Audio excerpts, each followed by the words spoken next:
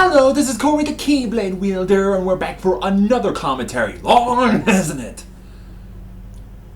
Yeah, let's just say on Heroes... Oh yeah, this is Heroes vs. Villains Round 2, where it's been split into 3 parts. The interlude, the intense cutscene, and the actual round. That's all fights and epilogues. Let's just say the first part of the interlude is blocked in some countries because by NBC Universal or something stupid, so I can't find a video or a commentary where I can get to show the clip without using the audio that'd be the other way. So I'm just gonna read the whole thing. I wrote the whole thing on the Villains Tournament wiki. Yes, I did, and I'm probably gonna react to some of these things.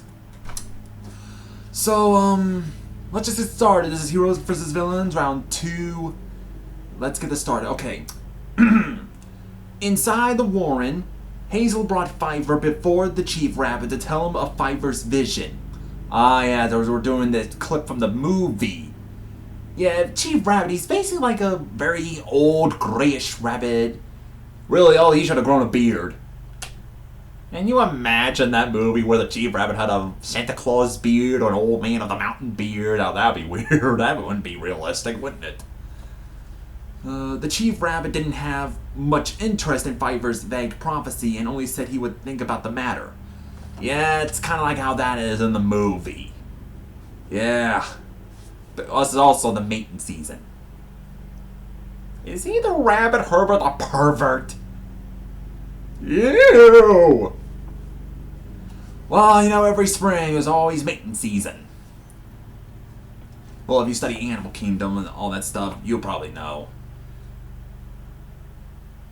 Yeah, it's disturbing. Sometimes I don't want to know about the Animal Kingdom. To which Fiver responded they didn't have time before running off. Yeah, that's because when he saw the vision, it's like they don't have enough time to think about it. If you saw the movie, I still have it. Yes, I got that movie. So, all the while, Bambi listened to the conversation. Yeah, in this one, he's also the Prince of the Forest, also Bambi, all grown up. Listen to this whole conversation and all that. So I guess Bambi's gonna help them out to help them probably go down to Watership Down or something. Okay, next one. In Germany, Queen Grimhilda meets with her allies, El Supremo, Messina, Captain Hook, to discuss recent attacks on the world's heroes. The meeting was interrupted by the arrival of Grimhilda's brother, Lord Malice. Either that or her Dimensions counterpart's brother. Well, again, both the non-Disney universe and the Disney universe were combined by Mach. Crazy. Yeah, if you saw my commentary, I talk about Lord Malice in Disney versus non-Disney villains, where it's basically the unofficial sequel to the Disney Snow White. Well, both book and Disney, where he basically wants revenge on Snow White and the prince for killing his sister. Plus, Lord Malice is played by Malcolm McDowell. You might know him as... Wait, was he played by Malcolm McDowell? I can't remember much. My research serves me right. He's this guy who was in Alex the Lark from The Clockwork Orange. Yeah, that movie. But it is interesting, so... Wait, if this is going to be Heroes vs. Villains, does that mean we're going to get 2 Snow Whites? Interesting. We're going to get the Disney Snow White and the non-Disney Snow White. The one from Lord Malice movie, Happily Ever After. That'd be interesting.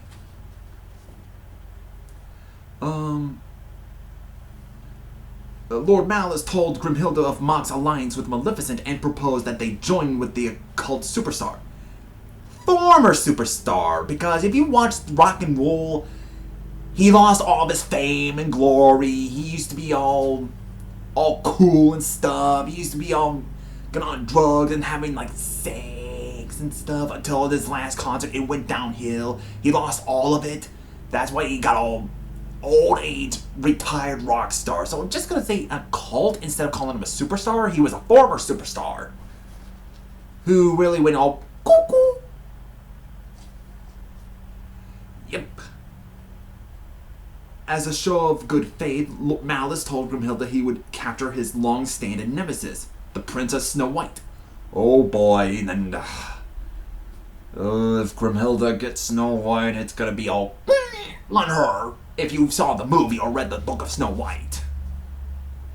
Malice estranged lackeys, the villains in training, Scowl and Batso. Oh yeah, Scowl and Batso. Why haven't we seen them in the other villains tournament? Okay, Scowl is basically like an owl version of Iago. He goes around smoking a cigar because basically something stupid like with Suicide Squad or Descendants where it's like, I'm bad. Like, yeah, no, that's stupid trouble. I guess they kind of got the idea from that. Oh my god, that makes sense. Again, Happily Ever After by Filmation, made in the 90s. Way before Suicide Squad and Descendants. And Batso, he's basically a bat. Get it? Because he's a bat. Batso. Or, brain fart, sorry.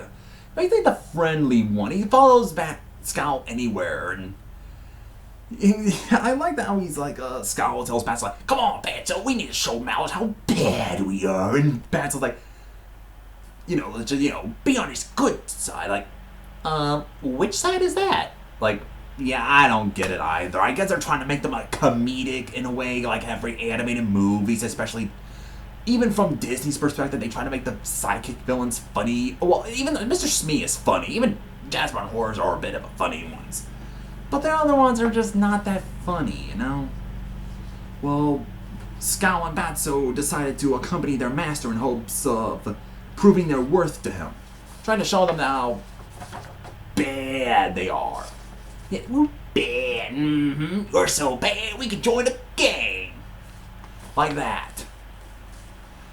Okay, and knowing they weren't safe in Europe after Hades' attack, they never encounter him. Anastasia, Dimitri, and their companions. You mean Vladimir and the puppy? Puka? Okay.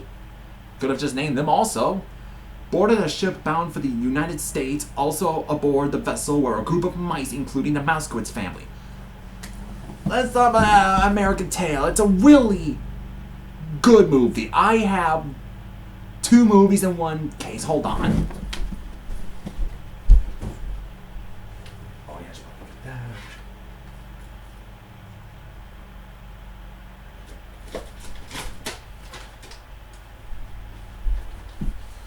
okay, yeah, I got both Watership Down.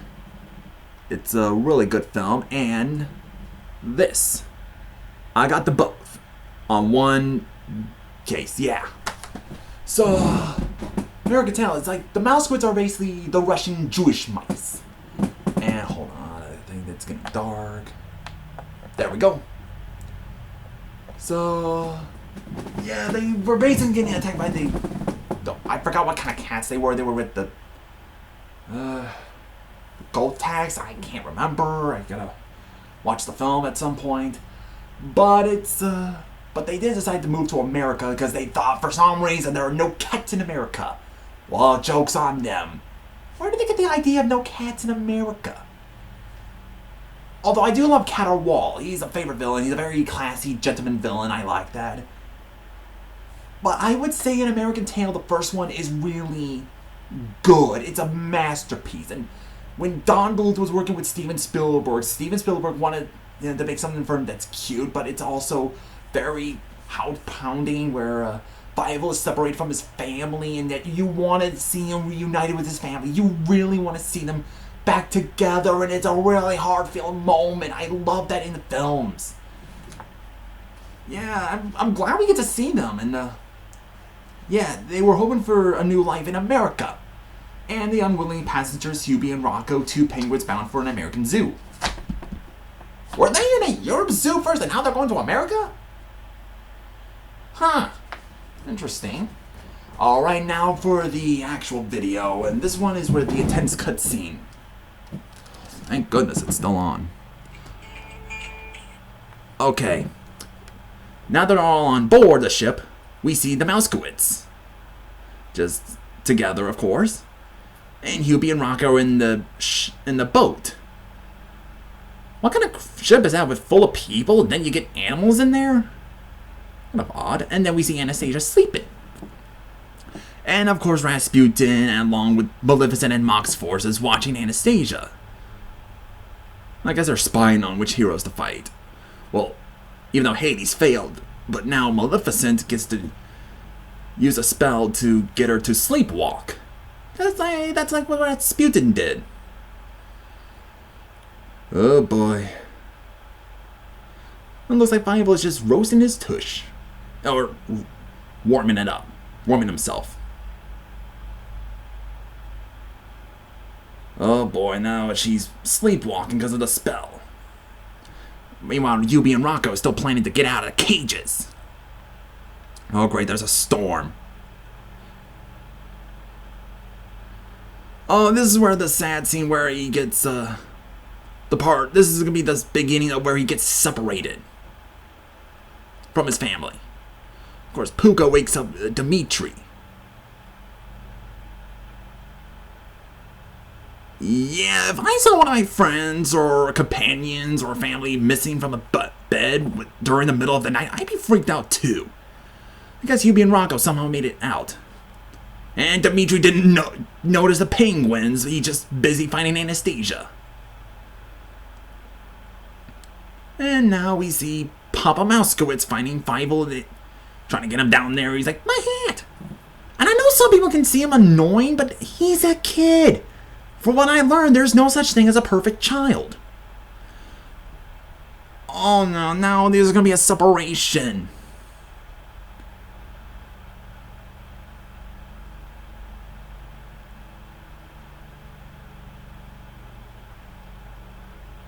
Oh no, now the wave. They were so close.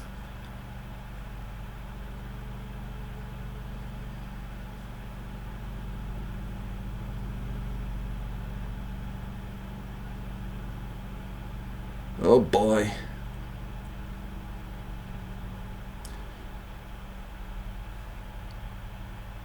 And we see that Dimitri sees Anastasia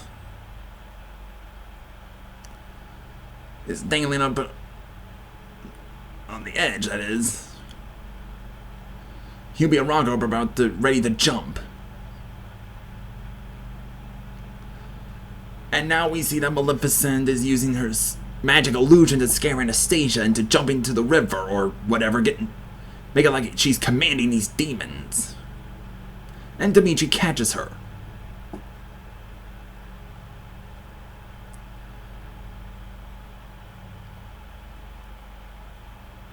Hubie and Rocco escaped, and now Fievel is separated from his family. Man, this is still a hard film, but it's still a good movie. This is sad. And Anastasia is okay. She's comforting by Dimitri. And we see that Rasputin is mad.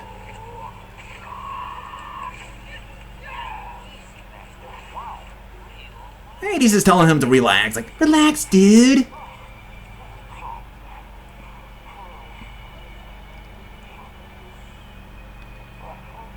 That's just weird. Okay, we see Hades is annoyed by this. Mog is annoyed. Zigzag thinks it's funny. Maleficent's really annoyed by it, and I guess she's mad that her plan is foiled. So yeah, that was Heroes vs. Villains round 2. So I'm just gonna make a two-parter, so it'll make it easier for me. So yeah, pretty good start. So scoring the Keyblade wielder, may your heart be your guiding key. Make sure you leave a like and subscribe, and yeah, hopefully we'll get to the other part of round 2. So see ya.